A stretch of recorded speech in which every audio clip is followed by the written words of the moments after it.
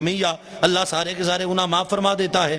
اور اگر عبد کی نسبت مصطفیٰ کی طرف کریں، کیوں یہ جو کل لگا دیا تو نسبت مصطفیٰ کی طرف چلے گی، یا عبادی اے مصطفیٰ فرما دے اپنے ان غلاموں کو جو مصطفیٰ تجھ سے محبت کرتے ہیں، جو تیری بارگاہ میں آتے ہیں، مصطفیٰ جو تیرے ہیں، جو تیرا ادب کرتے ہیں، تیری تعظیم کرتے ہیں، یا عبادی مصطفیٰ اپنے ان غلاموں کو میرا پیغام رحمت دے دے، لا تقنطو من رحمت اللہ، مصطفیٰ جو تیرے غلام ہو گئے میری رحمت سے کبھی نا امید نہ ہوا کرے۔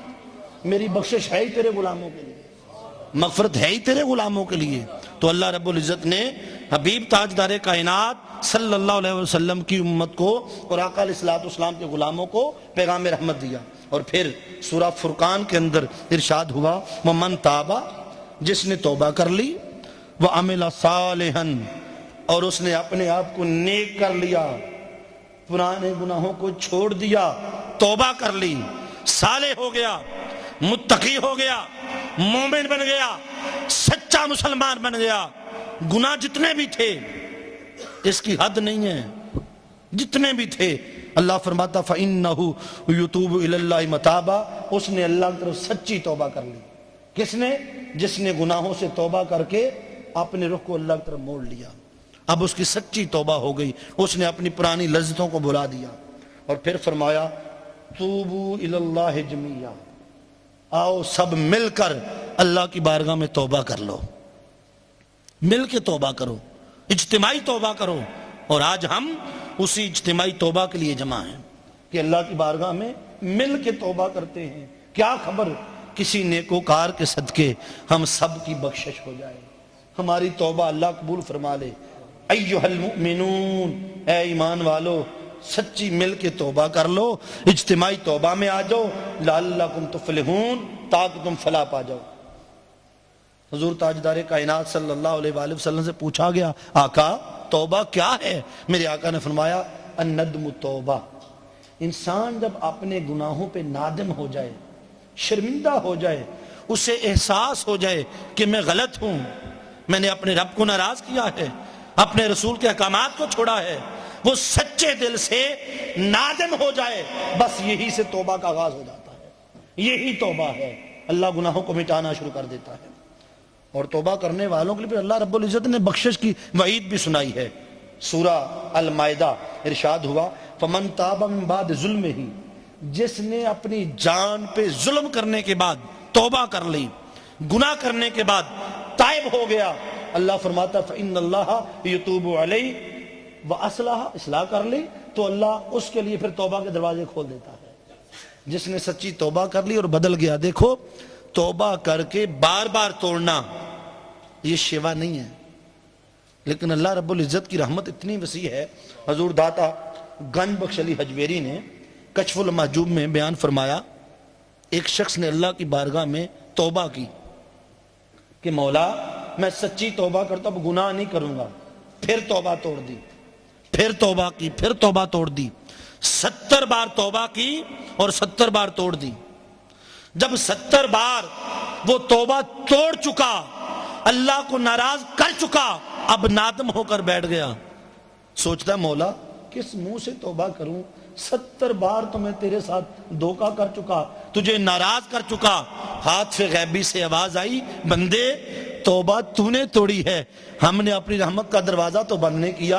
اللہ کی عزت کی قسم، مجھے اپنی کبریائی کی قسم، اگر تو 70,000 بار گناہ کر کے توبہ کے لیے میری بارگاہ میں آئے گا تو بندے میری رحمت کا دروازہ 70,000 بار بھی آئے گا، پھر بھی توبہ کا دروازہ کھلا ہوا پائے گا۔ وہ تو اپنا دروازہ بند نہیں کرتا، تم توبہ کے لیے کیوں اللہ کی بارگاہ میں نہیں آتے ہو؟ گناہ نہ کرنا یہ فرشتوں کی شان ہے، اور ہم وقت گناہ گار رہنا یہ شیطان کا کام ہے۔ سن لیں، جو گناہ نہ کرے وہ فرشتہ۔ کوئی کہا جی میں نے کبھی کیا ہی نہیں ہے، جھوٹ بولتا ہے۔ بڑے بڑے اولیاء کی بات آپ کو بتاؤں گا، سب نے گناہ کیے ہیں، کوئی ایسا رسولوں کی سوا کائنات میں نہیں ہوا جس سے خطا نہ ہوئی ہو۔ گناہ نہ کرنا یہ فرشتوں کی شان ہے، وہ پاک ہیں۔ اور ہر وقت گناہ کرتے رہنا، نیکی ہو ہی نہ، دھوکہ دجل فریب، بندہ شراب پی کے دھت سویا رہے، پیشانی پہ حرام لکھا ہو ہمہ وقت، تو وہ تو شیطان ہے۔ اور انسان کیا ہے؟ جو گناہ کرتا ہے پھر سچے دل سے توبہ کرتا ہے۔ گناہ کرنا انسان کا کام ہے اور توبہ مانگنا بھی، بولیے، جو گناہ نہ کرے وہ فرشتہ، جو ہر وقت کرے وہ شیطان، اور جو گناہ کر کے توبہ کر لے وہ انسان۔ ہم تو انسان ہیں، بولیے، ہم تو انسان ہیں۔ تو اللہ رب العزت کی بارگاہ میں انسان جب سچی توبہ کر لیتا ہے تو پھر اللہ رب العزت اس کے لیے رحمت کے دروازے کھول دیتا ہے۔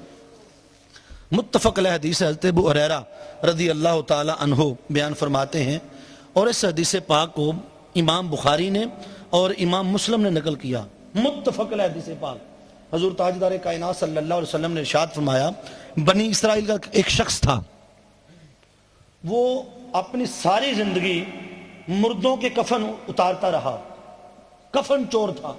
جب کوئی مر جاتا وہ دن کو جاتا قبرستان پہ اور وہاں نشانی رکھ کے آ جاتا، رات کے اندھیرے میں جاتا، قبر کھودتا، اس کا کفن اتار کے لے جاتا۔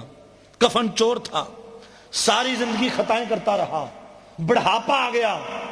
جوانی میں تو بندے کے اعصاب اتنے طاقتور ہوتے ہیں، بندہ کہتا میں پتہ نہیں دنیا فتح کر لینی ہے، مجھے کون پوچھنے والا ہے۔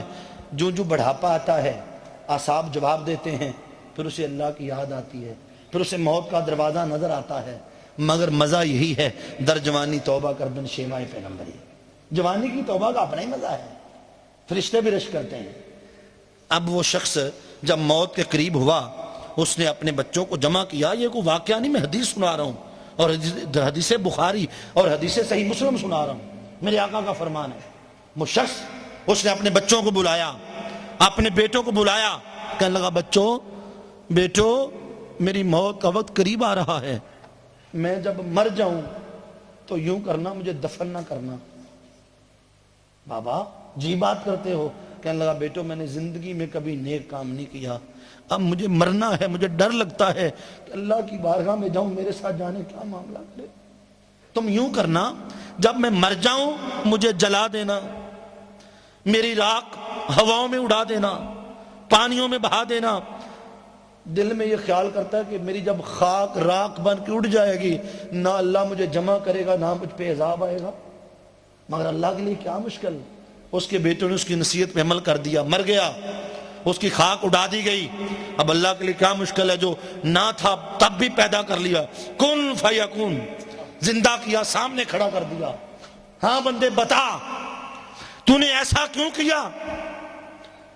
تو نے اپنے آپ کو کیوں جلایا؟ وہ اللہ کی بارگاہ میں رو کے عرض کرتا، مولا میں تجھ سے ڈر گیا تھا، میں نے تیرے ڈر سے، مولا میں نے اتنے خطائیں کی، اتنے گناہ کیے تھے، مجھے ڈر لگا، میں تجھ سے ڈر گیا، تیرے عذاب سے ڈر گیا، تیری جلالیت سے ڈر گیا، تیری قہاریت سے ڈر گیا مولا، میں نے جو کیا فقط تیرے ڈر سے کیا۔ اللہ پوچھتا بندے مجھ سے اتنا ڈرتے ہو؟ کہتا مولا میں بڑا ڈر گیا تھا۔ رب کائنات فرمائیں گے فرشتوں گواہ ہو جاؤ، یہ مجھ سے ڈر گیا تھا، میں نے اس کے سارے گناہ معاف فرما دیے۔ جو اللہ سے ڈر جائے، ہم تو ڈرتے بھی نہیں ہیں، ہم نے تو ڈرنا ہی چھوڑ دیا دوستو، ہمیں تو اللہ کا ڈر نہ رہا۔ اس کی جب قہاریت و جلالیت آتی ہے، بڑی بڑی قومیں برباد ہو گئیں۔ جاؤ جا کے قرآن میں احوال پڑھو، قوم عاد کا، قوم سمود کا پڑھو، شداد، فرعون، قارون، اللہ نے ان کو خزانوں سمیت غرق کر دیا۔ آج تک فرعون کی وہ ممی موجود ہے، لوگ اس کو دیکھتے جو خدائی کا دعویٰ کرتا تھا۔ کہاں گئے وہ؟ جب وہ نہ رہے تم بھی نہیں رہو گے۔ کس پہ تم اتراتے پھرتے ہو؟ جو ڈر گیا بس اسی ڈرنے پر رب کائنات نے اس کی توبہ قبول فرما لی۔ اور حضرت انس بن مالک رضی اللہ تعالیٰ عنہ بیان فرماتے ہیں، آقا علیہ الصلوۃ والسلام نے فرمایا، قال کل ابن آدم خطاء، ابن آدم علیہ السلام کی پوری نسل خطا کار ہے، انسان خطا کار ہے، گناہگار ہے۔ اور فرمایا خیر الخطائین التوابون، سب سے بہتر گناہگار وہ ہے جو اللہ کی بارگاہ میں اپنے گناہوں پہ توبہ کر لے۔ گناہگار بھی اچھے ہیں کون؟ جو توبہ کر لیں، جو اللہ کی بارگاہ میں توبہ کر لیں. اور اگر انسان توبہ کر لے تو پھر نہیں دیکھا جاتا اس کی خطائیں کتنی ہیں، اللہ ساری کی ساری خطائیں معاف فرما دیتا ہے. سیدنا فاروق اعظم رضی اللہ تعالی عنہ آقا علیہ الصلوۃ والسلام کی دشمنی میں سب سے آگے. کتنے بڑے دشمن جانتے ہو؟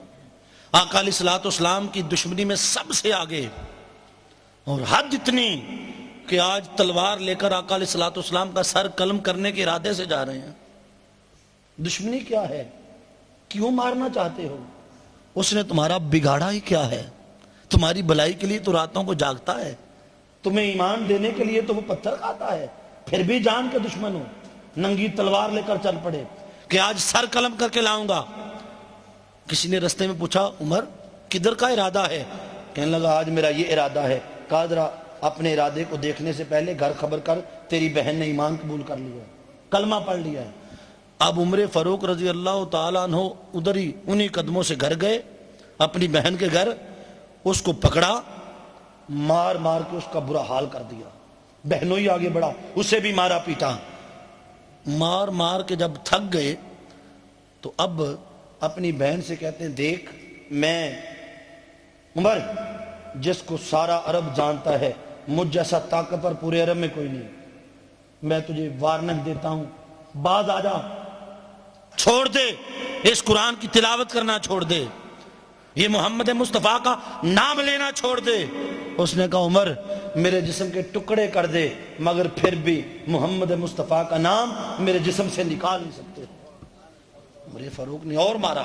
جب تھک گئے وہ بیچاری بے ہوش ہو گئی، ہوش میں لایا، کہا پھر تمہیں سمجھاتا ہوں. کہا عمر تو کیا سمجھتا ہے؟ میری جان لے کے تو میرے سینے سے ایمان نکالے گا؟ تو سن، آج تک تیرے سامنے نہیں بولی، آج بولتی ہوں. تو بڑا بہادر ہے. کیوں؟ کہ تو نے اپنی ماں کا دودھ پیا ہے، میں نے بھی اسی ماں کا پیا ہے، میں بھی اسی ماں کی بیٹی ہوں، باپ تیرا میرا ایک ہے. لے اگر تو طاقتور ہے میرے جسم کا ایک ایک ٹکڑا کر دے مگر پھر بھی میرے سینے سے محمد مصطفیٰ کا دیا ایمان نہیں نکال سکتا. عمر ٹھٹک گئے، کہا اتنی طاقتور؟ مجھے بھی بتاؤ تجھے اتنا طاقتور کس نے کیا؟ فرمایا قرآن نے. کہا ذرا مجھے بھی سناؤ یہ کون کیسا قرآن ہے؟ بہن نے پڑھنا شروع کیا. جب پہنچی نا طٰ ما انزلنا علیک القرآن لتشقیٰ، بس پھر عمر کا دل کانپ گیا. کہا جلدی ٹھہرو، مجھے بھی در رسول پہ لے چلو. عمر کی توبہ قبول ہو رہی ہے. اور توبہ بھلا کیسے قبول ہوئی؟